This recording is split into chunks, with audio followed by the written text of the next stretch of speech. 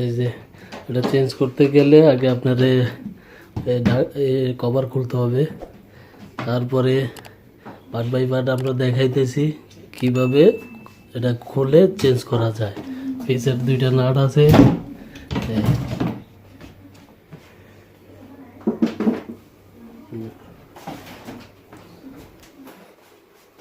তারপরে এইটা এই জায়গা পুশ করবেন, পুশ করার পরে এটা চলে আসবে এই জায়গায়। তারপরে দেখেন এই জায়গায় একটা নাট, এই জায়গায় একটা নাট, এই দুইটা নাট খুলতে হবে।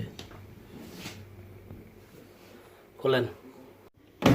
এই পাউডারের বক্সটা আলাদা করতে হবে। এটার নিচে এটা ক্লিপ সিস্টেম থাকে, ক্লিপ সিস্টেম। এটা চাপ দিলে নিচেরটা খুলে যাবে, এটা খোলার দরকার নেই, এটা আমরা এর উপরে রেখে দিছি। এখন এই সামনের এই যে একটা নাট আছে, এই যে একটা নাট আছে, এই দুইটা নাট খুলতে হবে। এই জায়গায় নাট, এই জায়গায় নাট দুটো আমরা আলাদা করে দিয়েছি। আর বোর্ডটা পুরোটা খুললাম না, শুধু এক্সট্রা আউট করে রেখে দিয়েছি উপরে। জানার থাকলে খুলতে ইজি, আর না জানার থাকলে খুলতে খুবই টাফ ব্যাপার। এখন আমরা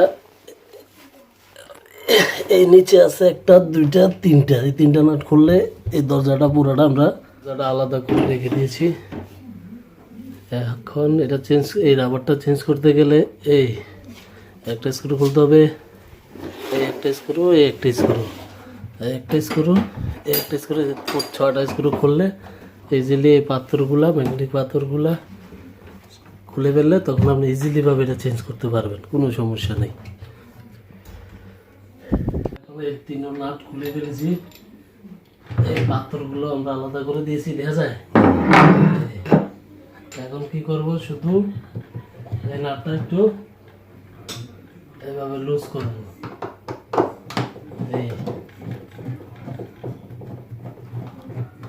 এইভাবে লুজ করার পরে সুন্দরভাবে স্প্রিংটা চলে আসবে।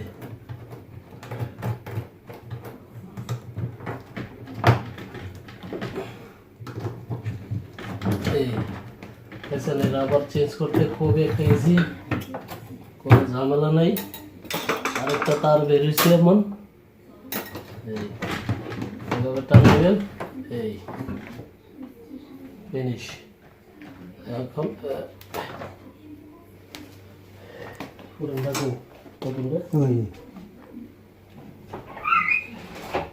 আমরা এই নতুনটা নিয়ে এসেছি, এটার একটা নাম্বার থাকে, ব্যাক সাইডে একটা নাম্বার থাকে, নাম্বারটা আগে খুঁজে দেখতে হবে সেম কিনা।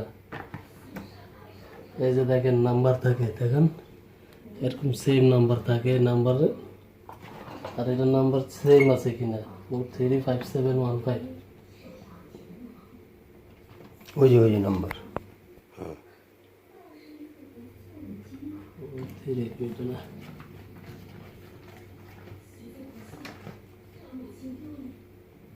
এই যে দেখেন এটার নাম্বার সেম না, 3047। আমরা তারপরে একটু চেক করে দেখি এটা কিভাবে লাগায়।